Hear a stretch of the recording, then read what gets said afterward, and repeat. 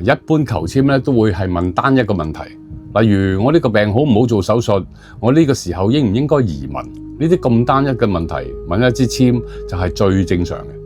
但係如果你同個仔揾學校，見咗3間學校，咁應該點問簽呢？直接問 A、B、C 3支簽啦，因為問一支籠統嘅簽，你點知應該點揀啊？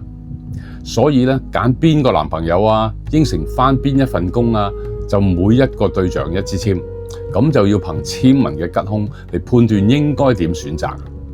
曾經有個客人咧問點樣揀工人，我就叫佢將工人嘅履歷放喺地面，然後求簽，等簽支跌落張紙上。多過一支簽就要重新嚟過。個客真係請到一個令佢非常滿意嘅工人，歡天喜地咁嚟多謝我。當然求簽去解決選擇難題，簡直係理所當然。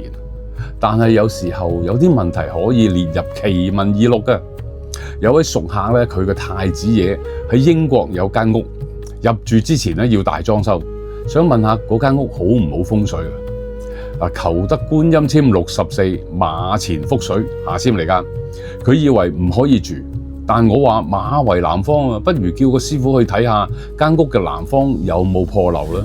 果然個裝修師傅掘開廁所外邊，見到花槽水管滲漏，牆腳已經爛晒。如果整好晒先至發現滲漏，咁就大鑊啦。